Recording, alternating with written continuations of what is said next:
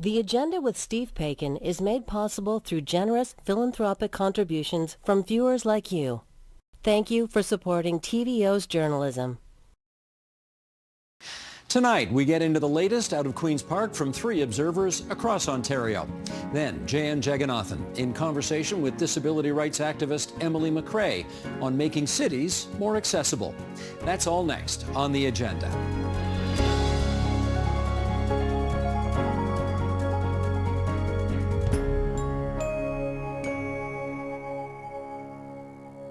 After a 19-week-long hiatus that saw alcohol arrive in convenience stores and an announcement to build a tunnel under the 401, the Ontario legislature returned this week with no shortage of issues to deal with.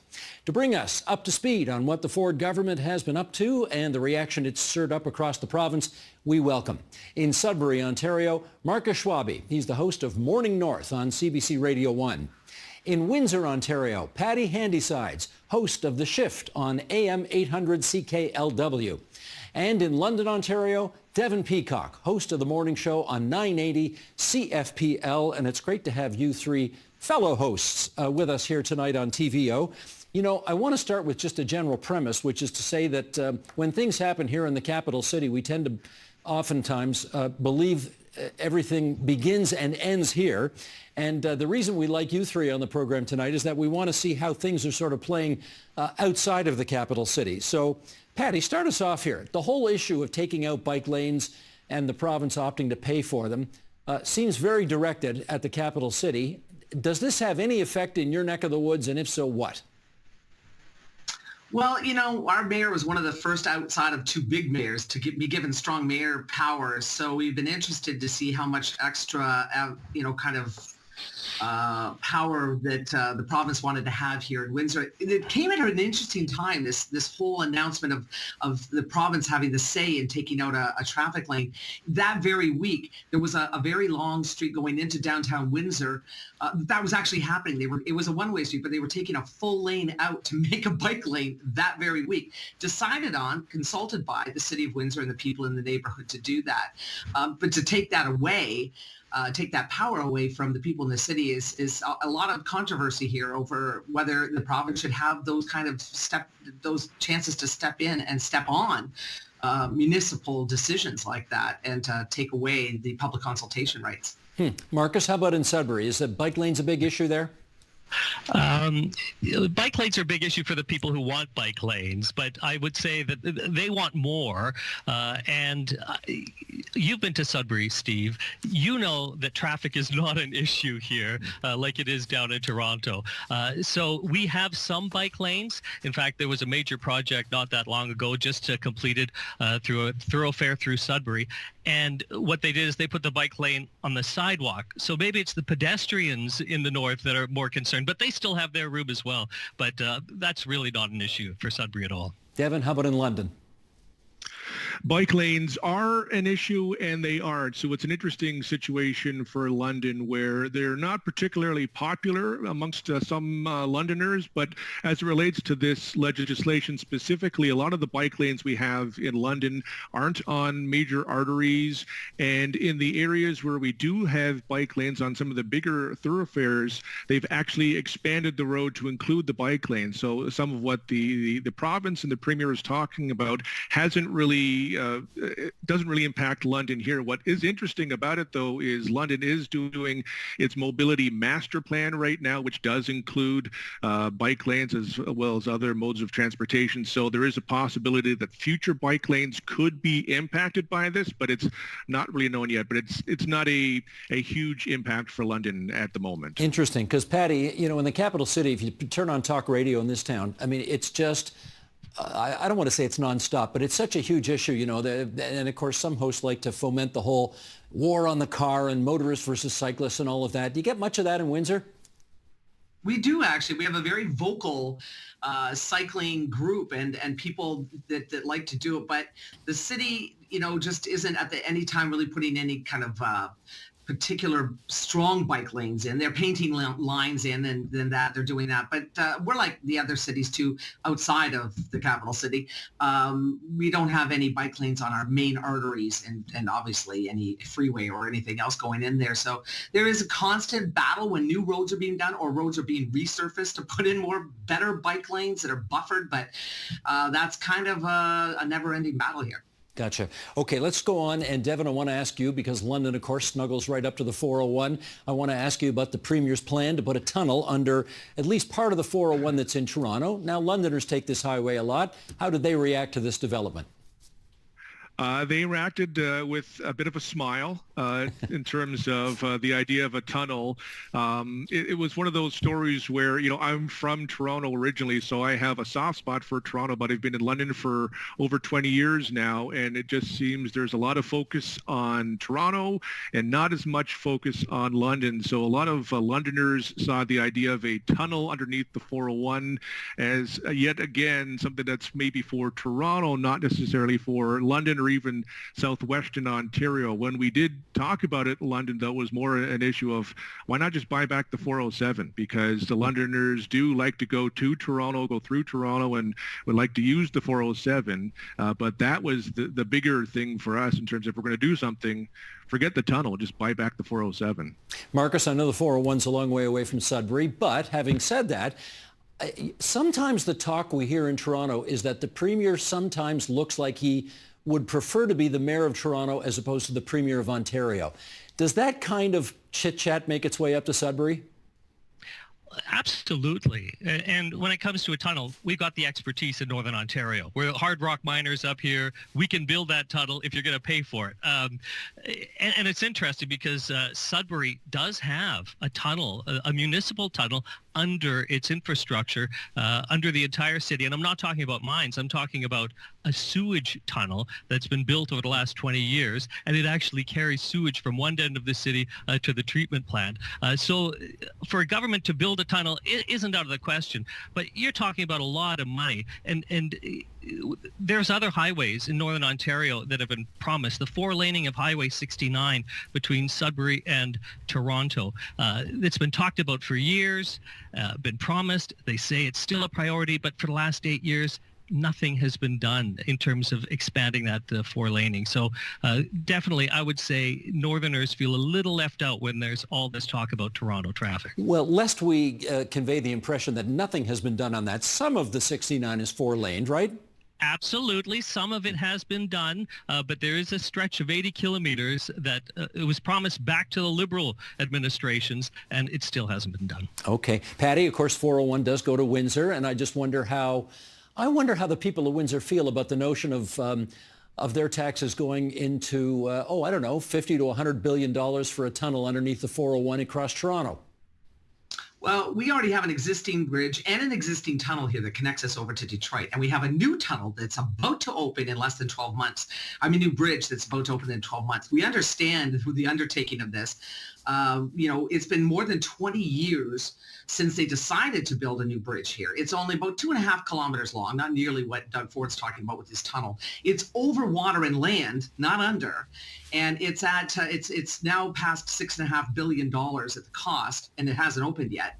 And just the design time, it took years and thousands of wells to be drilled to make sure it could take the weight. You got to find out whether the ground can support things like that. There's so much design and work and infrastructure ideas and engineering to go into this. And without even talking about money to begin with, we know that it's going to be incredibly expensive. I like the idea. We talked about it here in our news, and why don't they just buy back the 407? It'll be cheaper than building this tunnel.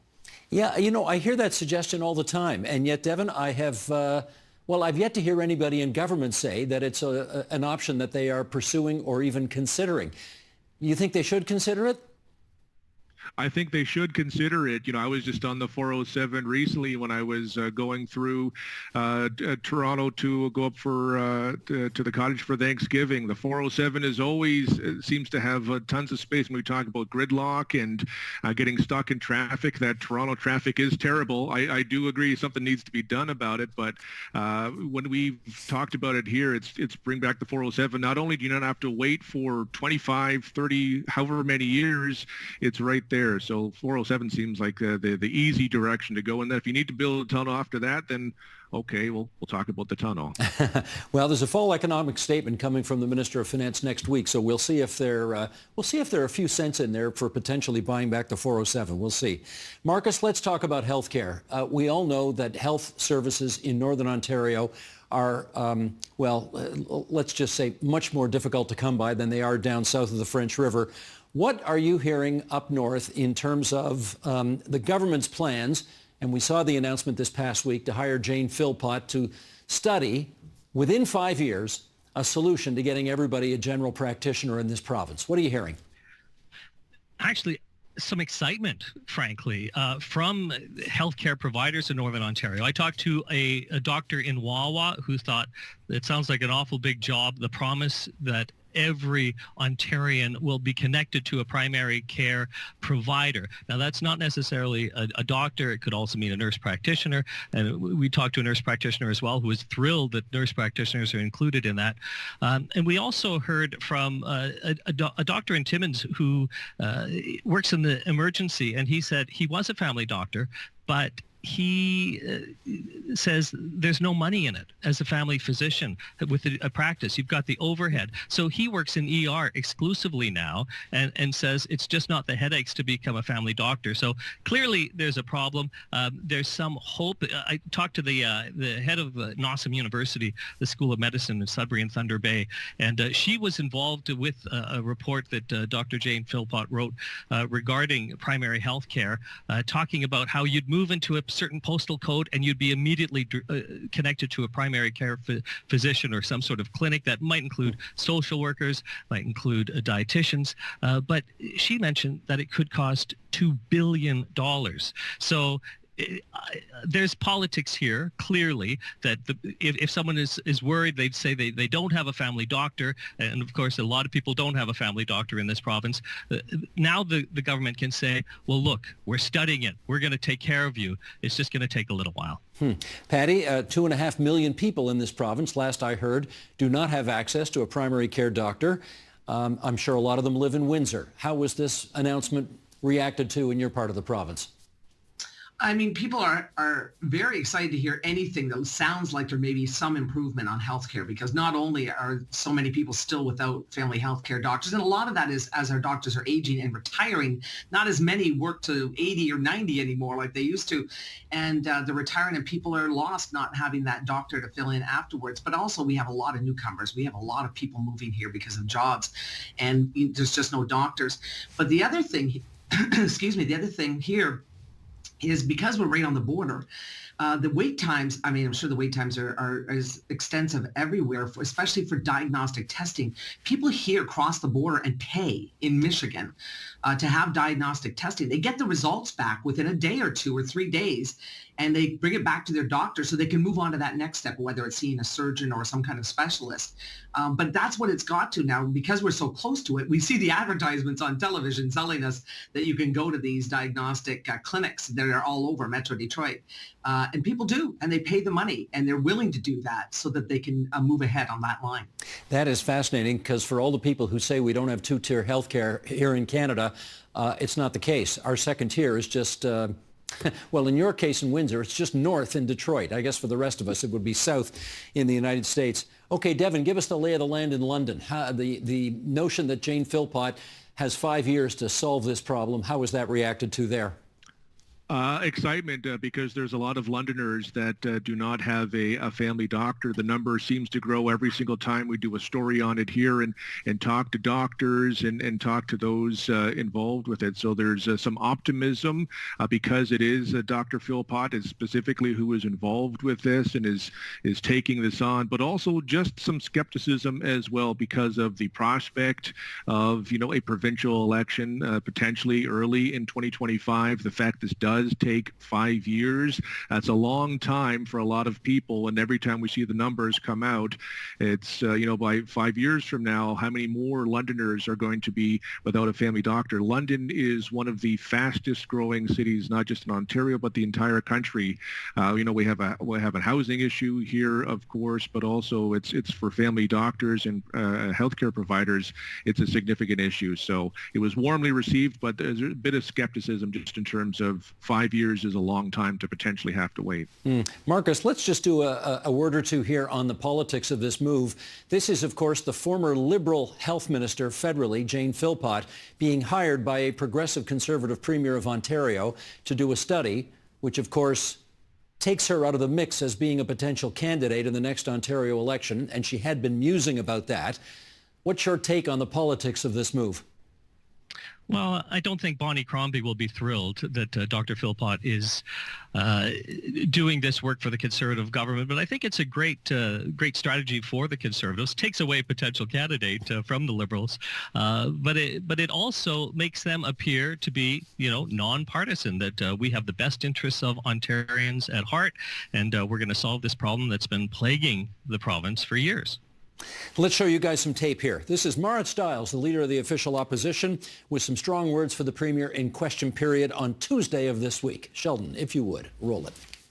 This government is failing every day to deliver on the most basic responsibility of a provincial government, which is health care for the people of this province. But somehow they're able to keep all their promises to their insider wealthy friends. So I want to know from the Premier, why is this government choosing to spend billions on luxury spas that no one wants and a tunnel that won't be built for 20 years when they can't get sick people out of hallways?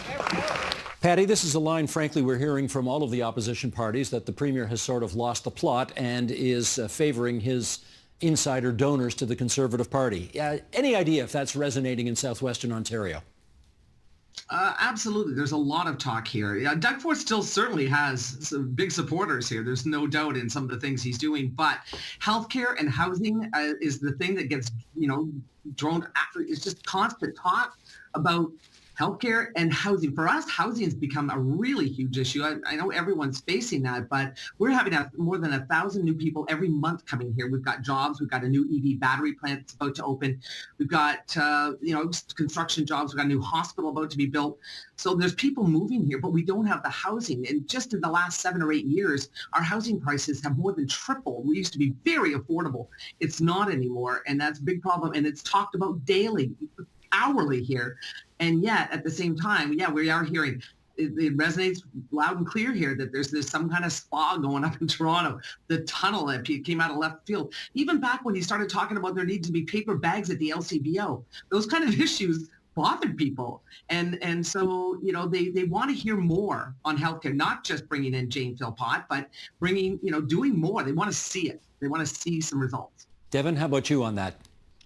It's an interesting dynamic in London. We have 3 NDP MPPs and 1 Progressive Conservative just south that borders part of London. So we have a lot of New Democrat representation. In terms of that message resonating deeply, I think it's cracking through a little bit, but really a lot of Londoners are really just concerned about encampments, homelessness, and housing is a huge concern, similar to Windsor.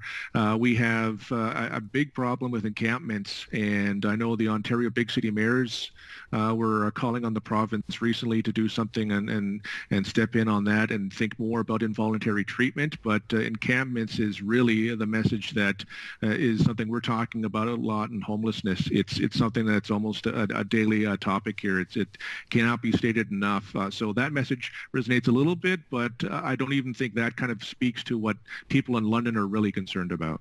Marcus, correct me if I'm wrong, but I don't think the Tories have won a seat in Sudbury in almost 40 years. Maybe it was Jim Gordon the last guy to win the seat there for the Tories? Jim Gordon, absolutely, former mayor of Sudbury. Okay, so how's Doug Ford playing in Sudbury these days? Well, we're so far removed of what's going on in Queen's Park that the issue of healthcare, it has been an issue, but I think it has pushed down on the list of concerns. I think a lot of the interest groups, including the Ontario Medical Association, the Ontario Healthcare Coalition, they've been very good about getting their message out that more needs to be done. And of course, France Jelena, the NDP MPP for Nickel Belt, is the NDP's health critic. So you hear her frequently talking about the concerns with healthcare, in particular the privatization of health in Ontario. But I think Patty and Devon are right in that homelessness, even in Sudbury, is a big issue. More people on the streets than we've ever seen before. And the opioid crisis is a real concern up here. Housing, even in Sudbury, is a real concern. Cost of rent has gone up. Affordability is a real issue. So I think the healthcare, while it's always a concern, and at least the Ford government can say now, we're studying it, taking a look at it, we're going to try to help you get a doctor. And of course, Sault Ste. Marie was a huge example. 10,000 people derostered, lost their family doctor in the Soo. So it's still an issue. They were able to bring in some nurse practitioners to help deal with that. Apparently they're overworked, and there's people still waiting for a long time to get to see a nurse practitioner or a doctor. But I think some of these other issues, cost of living as well, have sort of gone up on the scale of issues. In which case, in my last couple of minutes here, let's ask how people would react to the notion of spending $150 million a year before they had to on an election next spring, which we are not confirmed but may happen. And also the notion, which we hear next week will come down, this $3 billion plus that will be spent to give everybody a $200 rebate next spring as well, again, potentially just before a spring election. Patty, how's that playing? Well, I can tell you, I think people are already tired of elections here, and that's because we're so close to Detroit that we are inundated with the presidential campaign next door. And of course, there's the talk, too, about what will happen on the federal side. When it comes to the Ontario government, if they were to call an election early, I don't know. It's funny. Every time an election is called or a by-election is needed, somebody steps down and there's a by-election. I always think about the cost. We do talk about it. We have stories on it. But it doesn't seem to really rile up the people about the cost of an election so much as just, obviously, who's going to be running. Devon, with all of the priorities that need some attention right now, how would people in London feel about $3+ billion for an early election and $200 checks in the mail next spring? I don't think people will be too enthused about the idea of a provincial election. I don't hear a lot of people clamoring for something along those lines. With regards to the rebate, every time I talk to it with people, sometimes they're surprised to hear that it would be happening, and they'll take it, but they don't really think, $200 a person, if that is what ends up being, is not the biggest boon for them. So when I've talked to them, they'll take it, but they don't think they really need it. And it's kind of, that's money that would be much better spent, on homelessness, encampments, and some of the more pressing issues, even housing. There's a lot bigger issues than $200 in everyone's pocket. Marcus, you get the last 20 seconds on that. Well, I'm sure the opposition parties are thinking and creating a list of what could be done with $3 billion. All the listeners that we had who contacted us via text or on a talkback line, they're saying they see what this is what it is, and that is a ploy to win votes. But hey, if you found $200 on the street, would you pick it up and take it? I'm sure people are going to take it. Whether or not they want an election, well, we'll have to see. We shall see, indeed. Patty Handysides from CKLW, Devon Peacock from CFPL, Marcus Schwabe, CBC Radio 1 in Sudbury. It's great to have you three with us here on TVO tonight. Many thanks. Thank you. Thanks.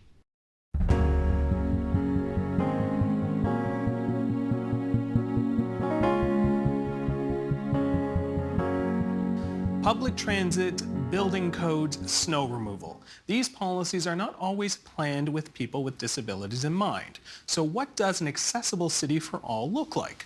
Writer and disability organizer Emily Macrae has some suggestions, and they can be found in a new book of essays and interviews she's edited. It's called Living Disability, Building Accessible Futures for Everybody. And it brings Emily Macrae to our studios. Welcome. Thank you so much. All right, so let's start by talking about some terminology.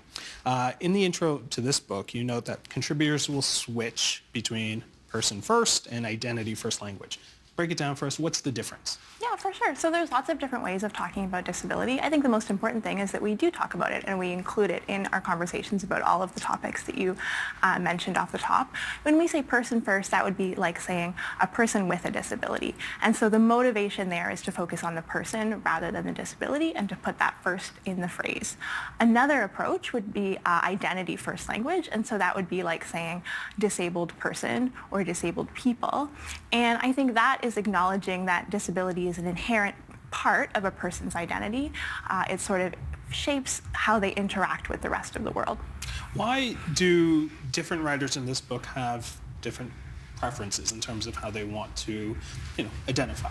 Yeah, for sure. I think it's not like one is better than the other. Both are equally valid. I think if you're interacting with someone, you can kind of wait and see which language they use. You can ask outright if you want to be extra clear. But I think one reason that there is this variation is that anyone who's disabled is balancing other identities, whether we're part of a queer community, a faith community. We're also, in relationship with other people who have other ways of moving through the world. And, everyone chooses language that best represents their experiences. All right, one more terminology, but I promise it's the last one. Many of these chapters refer to the medical model of disability versus the social model. What does each model look like? Can you give us some examples there? When we're thinking about different frameworks for understanding disability, really the medical and the social models focus on different aspects of what needs to be fixed.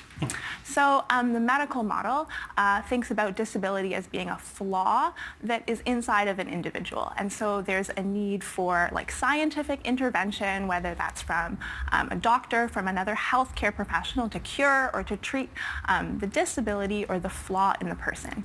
And I would say, something about that is that it puts a lot of pressure on the individual to change and adapt, right? They need to do things differently to be more like other people.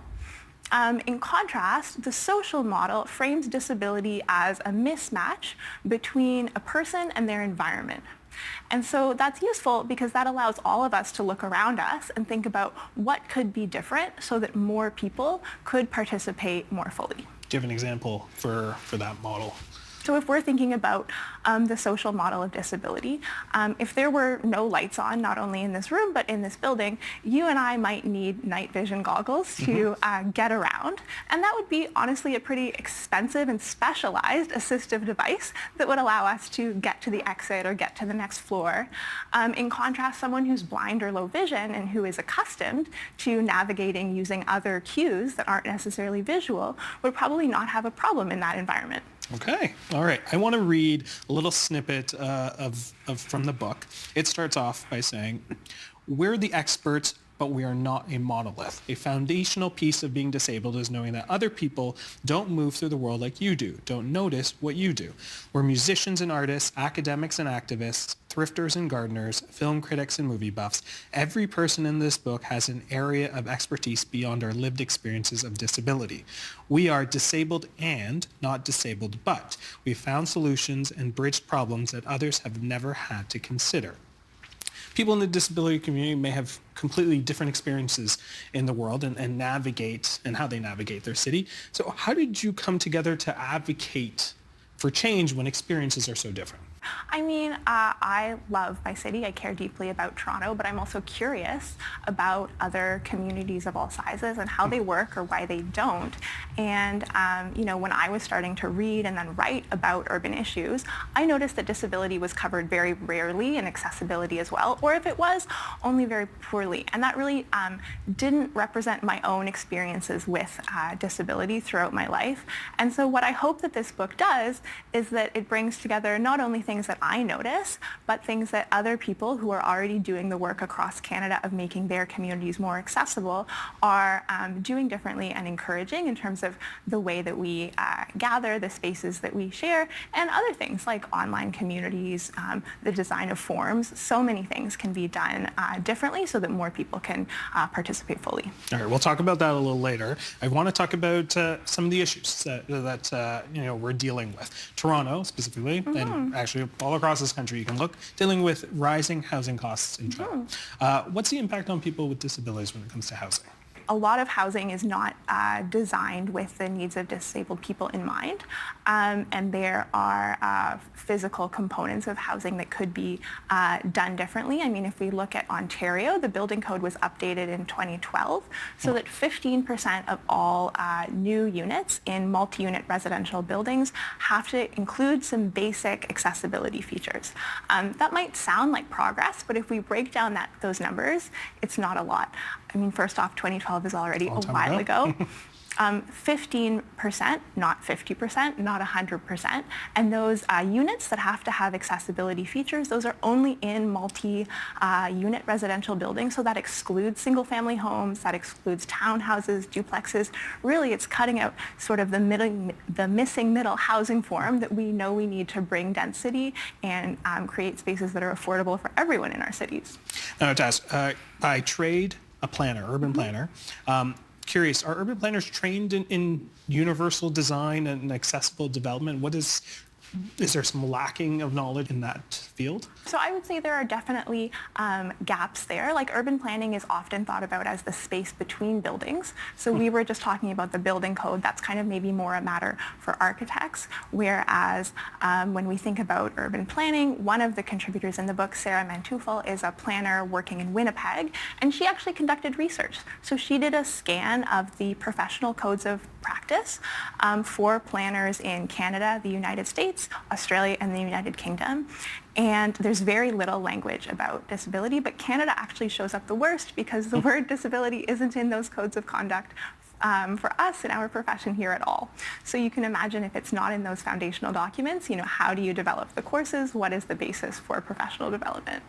All right, I want to chat a little bit about transportation. One of the chapters in this book looks directly at accessibility on the TTC here in Toronto.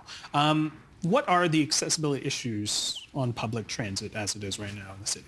When we're thinking of public transit, I mean, there are sort of multiple systems running in parallel in Toronto. We have Wheel-Trans, which is specialized door-to-door service for people with disabilities.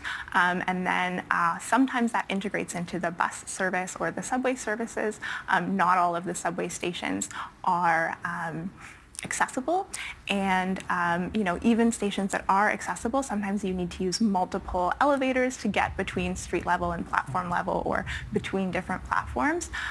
So there are definitely physical barriers in terms of getting around the subway, and then other things like frequency. Does the bus route that you need run often enough that you can get to your appointments or get to work? How far in advance do you need to call to get a Wheel-Trans ride?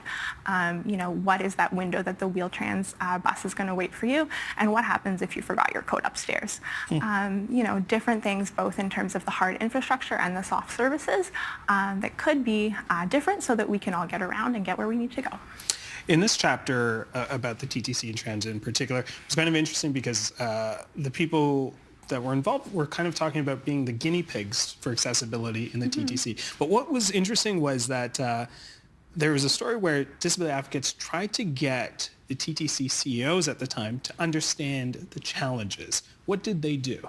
Mazen Aribi writes about his experiences with the Advisory Committee for Accessible Transportation, and one of the things that he did with multiple TTC leaders was offer them the opportunity to spend a day with him using a wheelchair and going through that system that I was just describing. So using conventional buses, using Wheel-Trans, and using the subway as a way to see sort of like what are those bumps along the road that you're encountering when you're trying to transfer between vehicles and get between stations.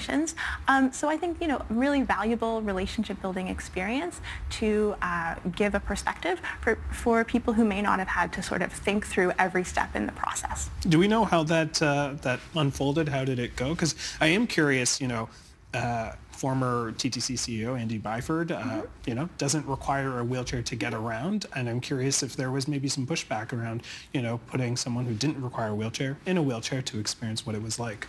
So I think Andy Byford is one of the people who did say yes to that invite and go for the experience.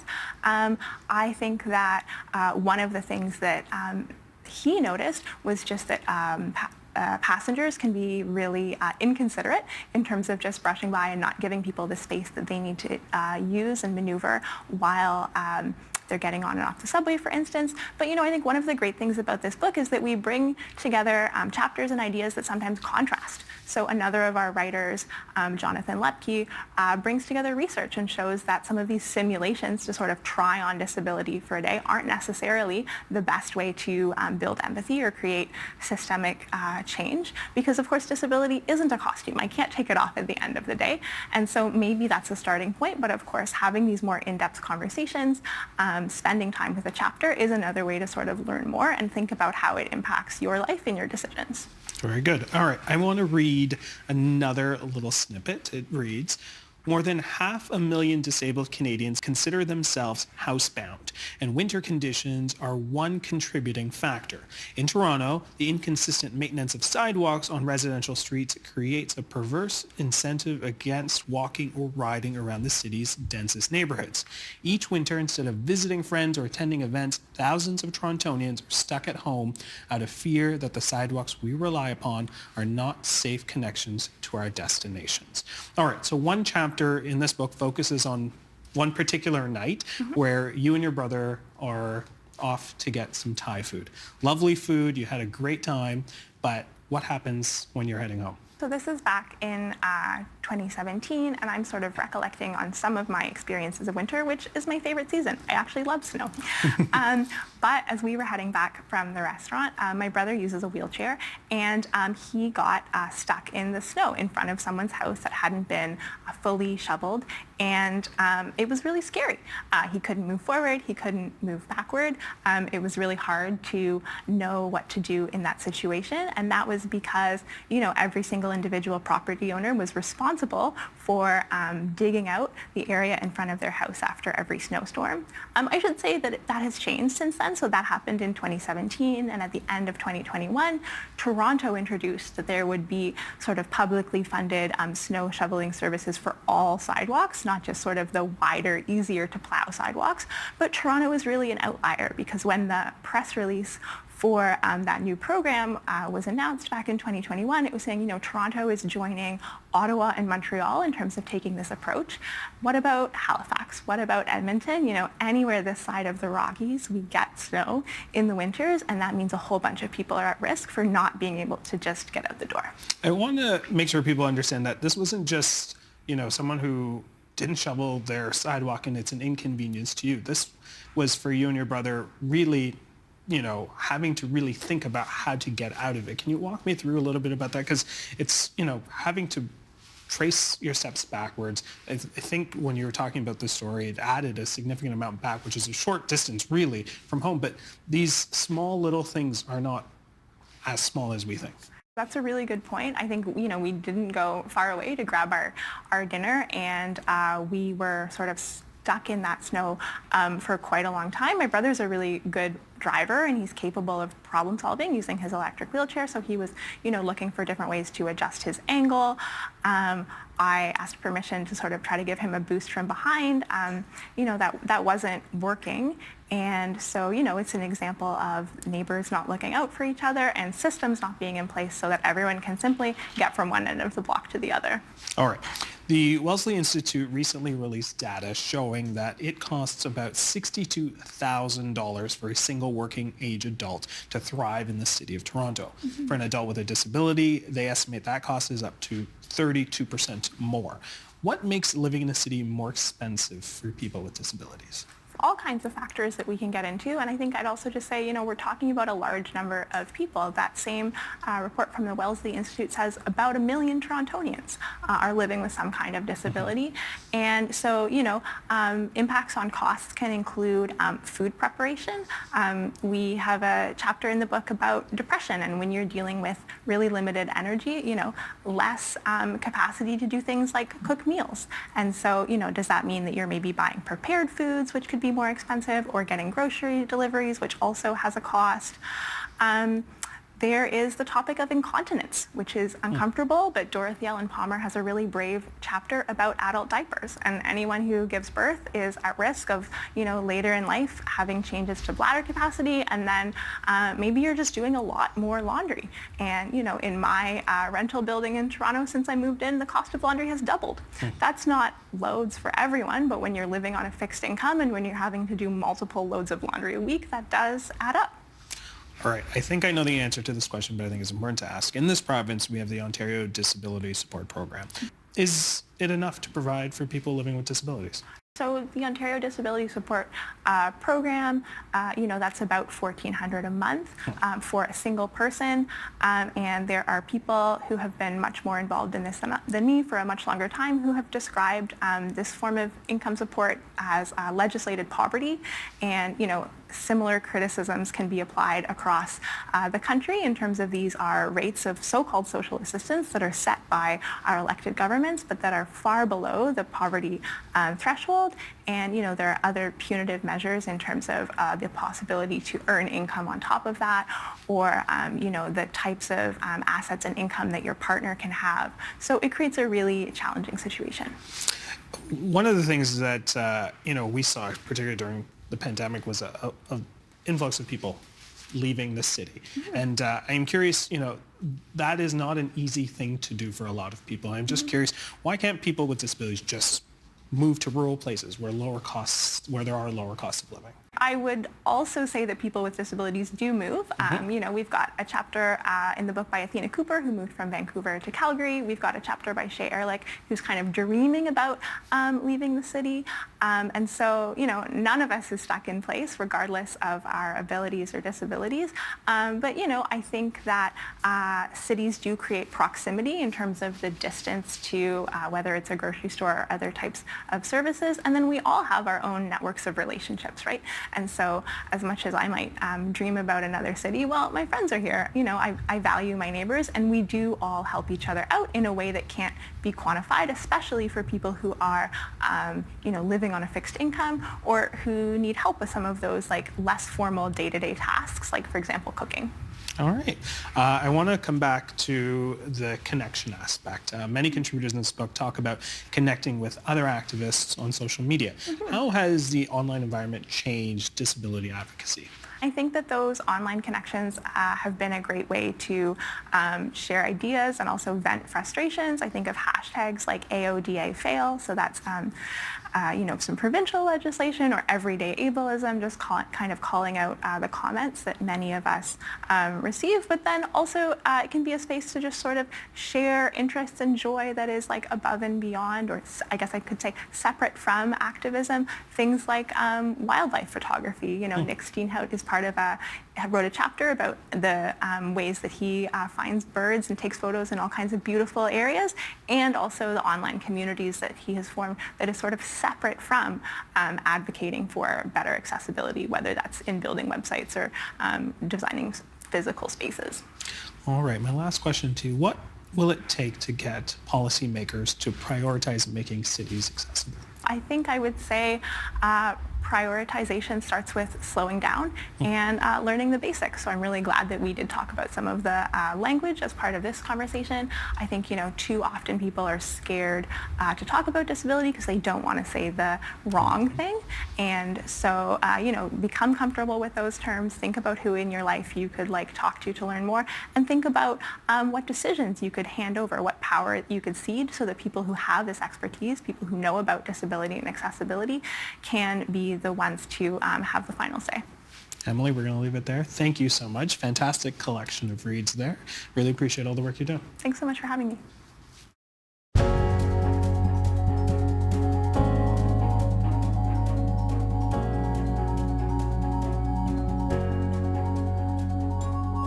The Oscar-winning film The Hurt Locker depicted a soldier who defused bombs in Iraq.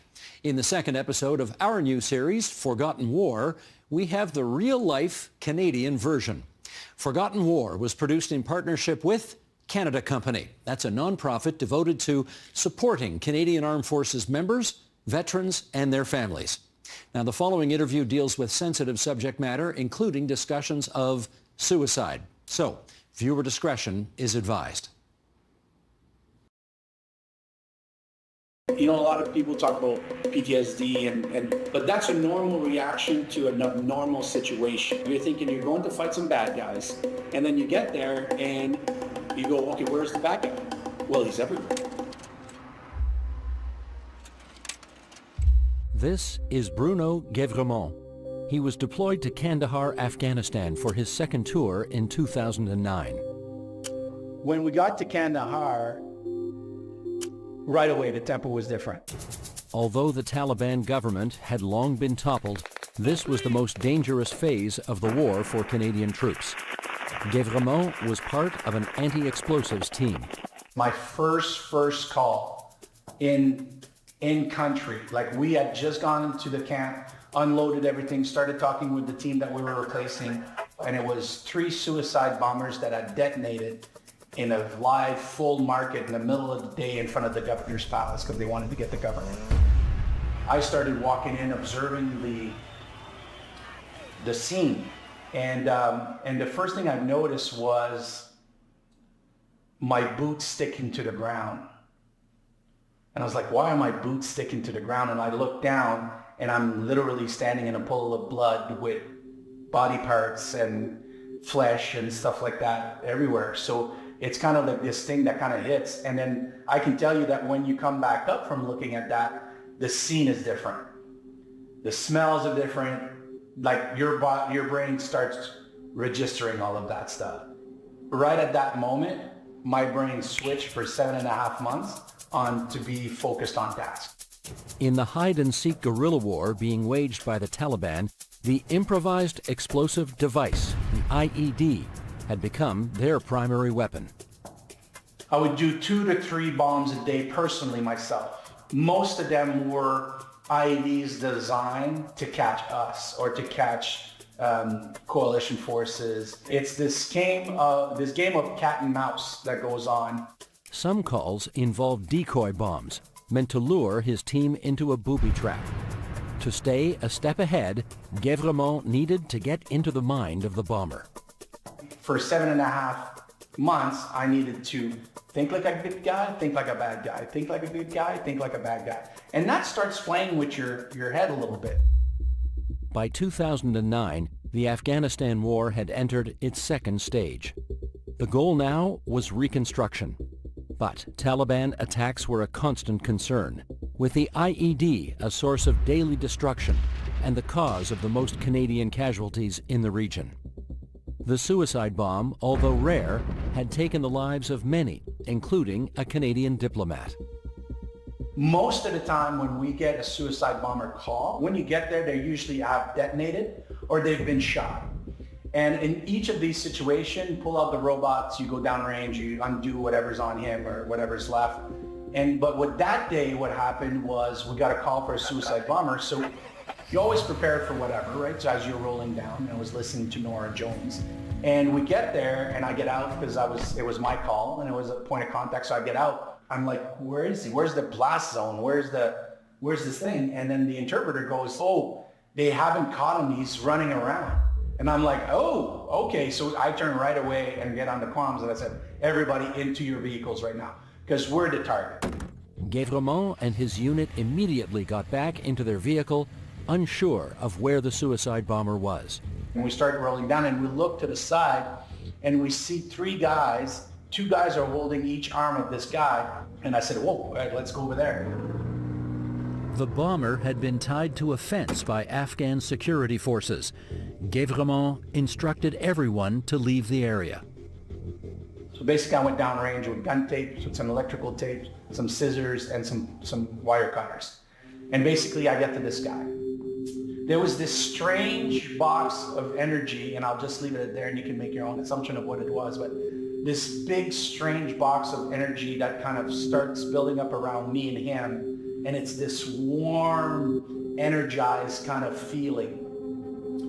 And I noticed that, and then once again, I just snapped back in and said, okay, let's go look at the circuitry and everything. Guévremont was concerned the suicide vest may have an anti-removal device that would explode the moment he removed it, or a chicken switch, which means it could be remotely detonated by someone watching from afar. When I got to the vest, it's just burlap sack, with the fabric strings that holds it there. It's like a vest, and it's got all the rebar in there and the explosive, and the batteries were here inside the vest, and then the switches were going through his sleeves. So I checked with my fingers, all good. Check there, I looked behind him for a receiver for a chicken switch. I found the other battery, removed that. So I cut up the strap on his shoulders. I slipped out the whole thing. He tried to talk. I put my glove over his mouth, and I basically told him, I said, listen, man, we're both gonna get out of here. Just shut up. Let me do my job. Once Guévremont got the bomb to a safe area, he quickly dismantled it. Had it detonated, the damage would have been extensive.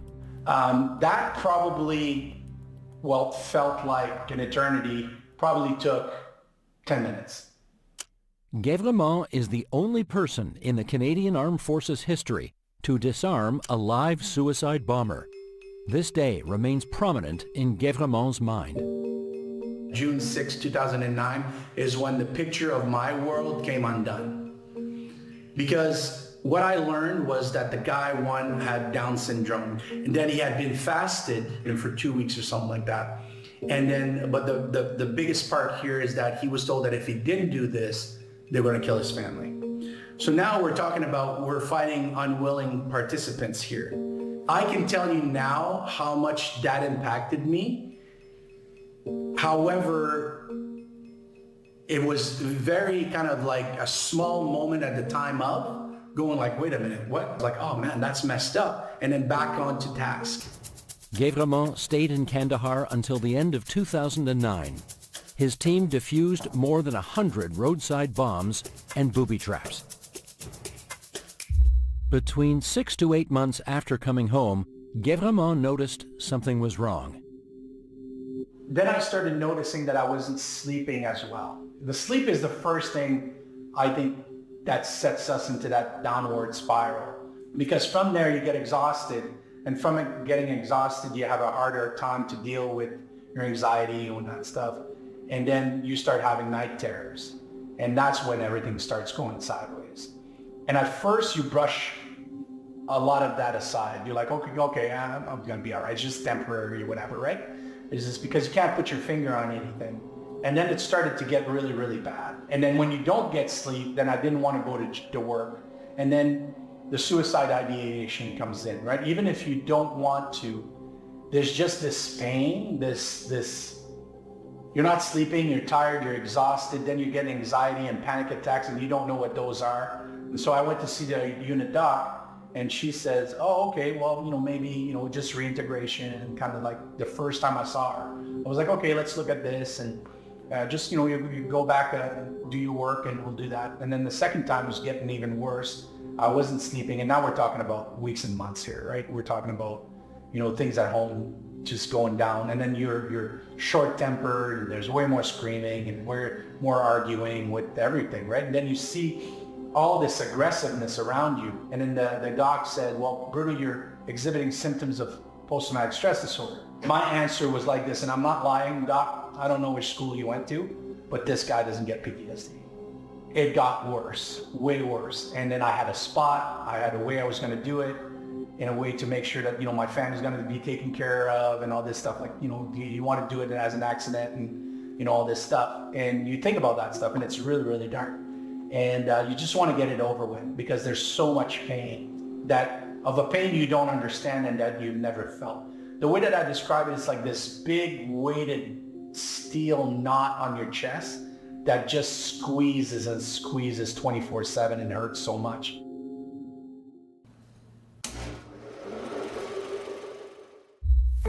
As long as there has been war, there has been PTSD. That fact has not changed, but how we understand it has. In the 18th century, it was known as nostalgia. After the American Civil War, it became the soldier's heart. In World War I, the focus shifted to the damage done by the concussive blasts of exploding shells, and it was recast as shell shock.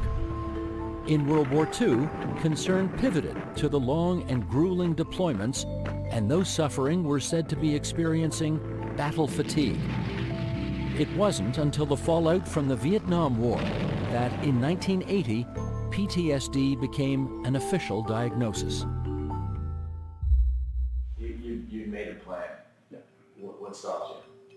My son, yeah. That's why I have this tattooed here. So in the morning I would wake up and I'd be like looking down and say, this is my reason, basically, because I grew up without a father.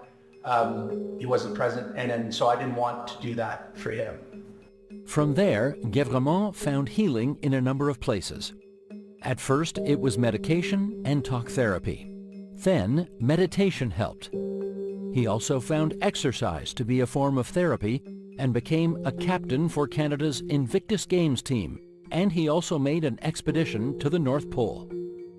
So my first advice for anybody that's out there that's looking at healing and getting better, help other people heal.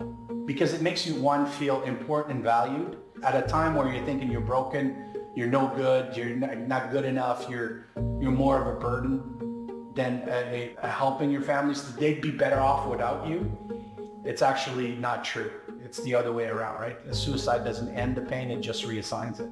Guévremont sees a culture of stoicism in the military as a major obstacle to treatment.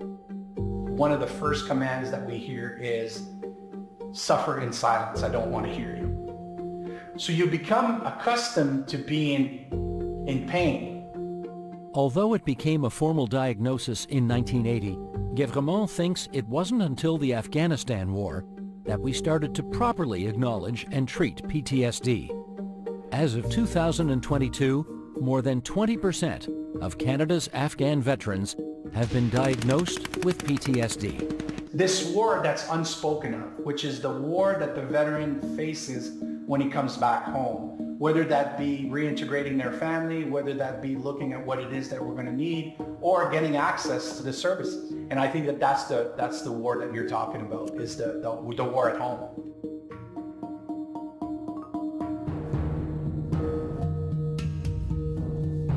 This video was made possible by the generous donation of Canada Company.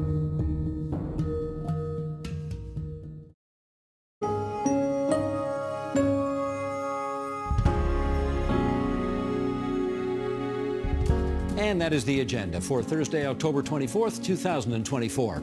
Tomorrow on the program, a new episode of On Poly with John Michael McGrath and yours truly, speaking to Ontario's NDP leader Marit Stiles about her plans for the province. Hope you'll join us for that. I'm Steve Paikin. Thanks for watching TVO, for joining us online at tvo.org, and we'll see you again tomorrow. Next week on the agenda. I chose several countries that I think that can be quite good opportunity for our scientists, but also for our startup ecosystem to connect with and to upgrade. And we can learn from Canada after a couple of days spent here in Canada. I know that we can learn, we can connect. That's next week on the agenda. The Agenda with Steve Paikin is made possible through generous philanthropic contributions from viewers like you. Thank you for supporting TVO's journalism.